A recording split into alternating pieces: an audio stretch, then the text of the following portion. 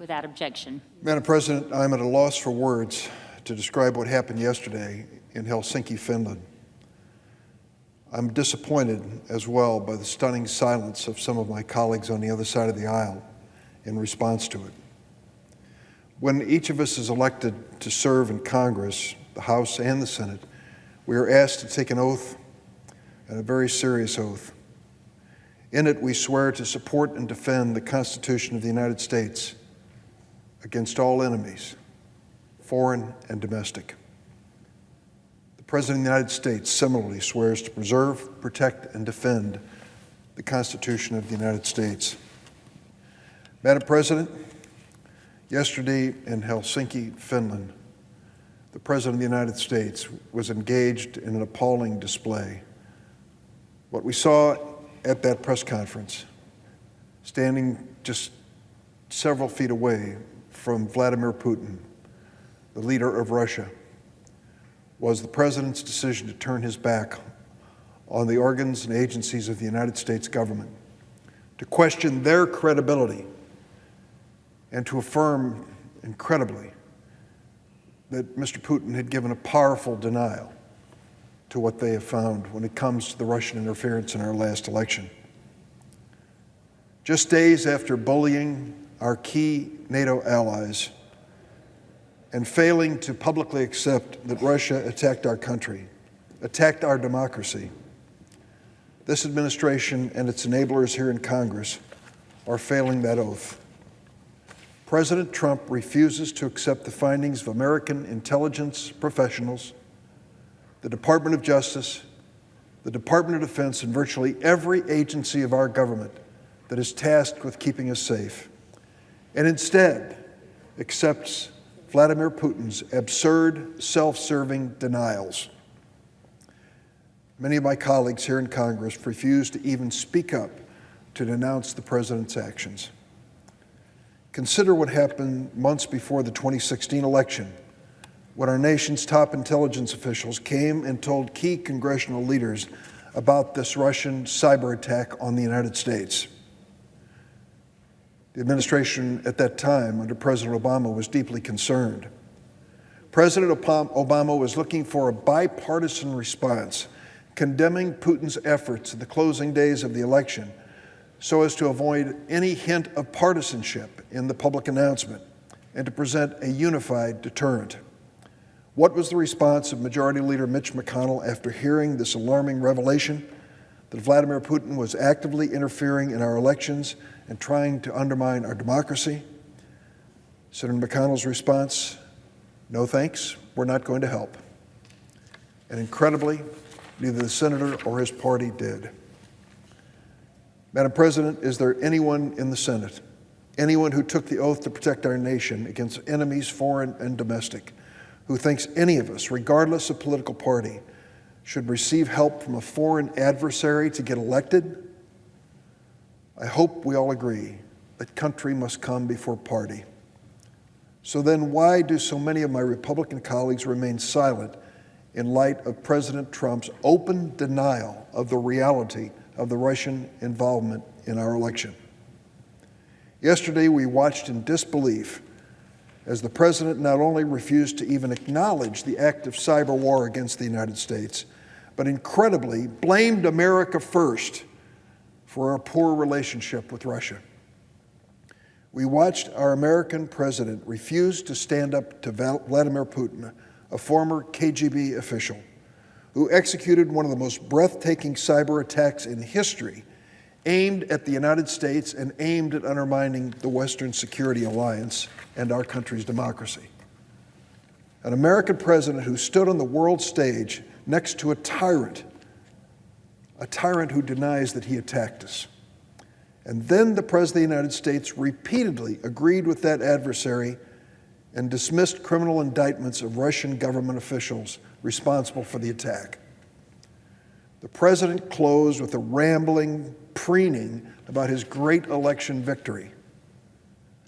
We have an American president who seems to be utterly incapable of saying the obvious to Vladimir Putin. The president should say, don't ever interfere in U.S. elections again.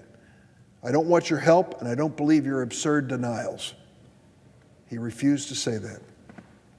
Now compare his bizarre and dangerous comments in Helsinki with what President Ronald Reagan said before the 1988 NATO summit. Instead of bullying our closest allies, Ronald Reagan said, "Our first priority is to maintain a strong and healthy partnership between North America and Europe. For this is the foundation on which the cause of freedom so crucially depends. Our first priority is to maintain a strong and healthy partnership between North America and Europe. For this is the foundation on which the cause of freedom so crucially depends." There is one Republican senator who is not silent. My friend and a great American patriot, John McCain, said yesterday, and I quote, about the Helsinki press conference. He said, "Today's press conference in Helsinki was one of the most disgraceful performances by an American president in memory.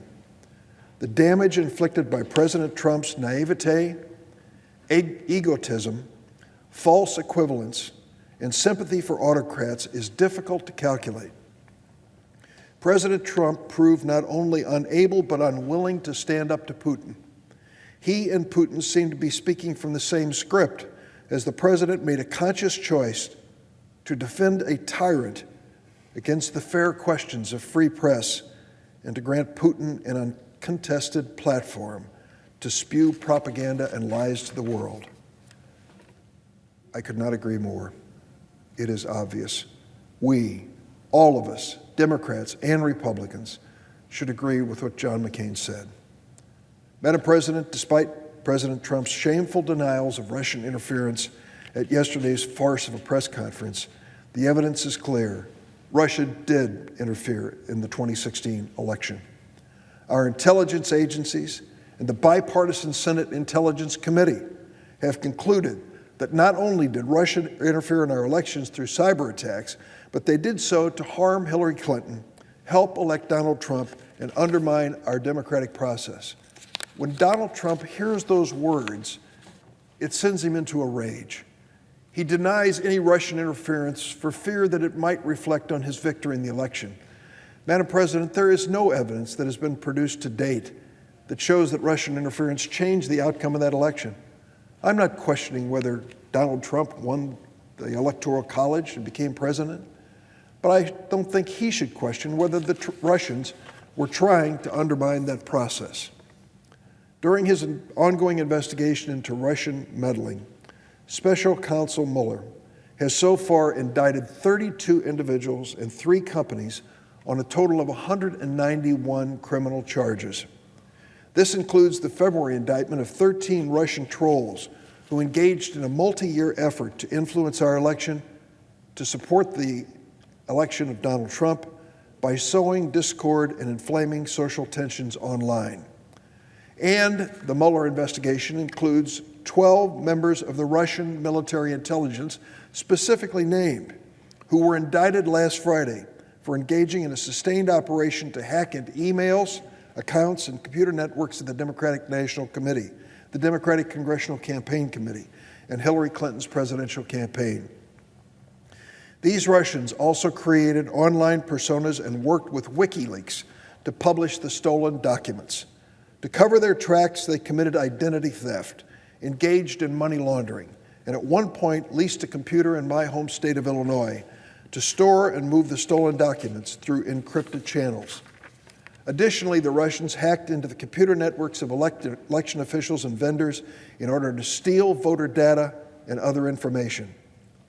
The indictment, produced by the Mueller special counsel, mentions that the Russians, quote, hacked the website of a state board of elections, stole information related to approximately 500,000 voters, including names, addresses, partial security numbers, dates of birth, and driver's license numbers. This is presumably the Illinois State Board of Elections, which we already knew was one of the first victims of a successful Russian cyber attack.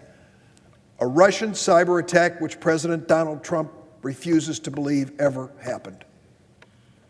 We know that Russia meddled in the 2016 election, and we know that we should be gearing up for the Russians to interfere with the 2018 midterm election as well.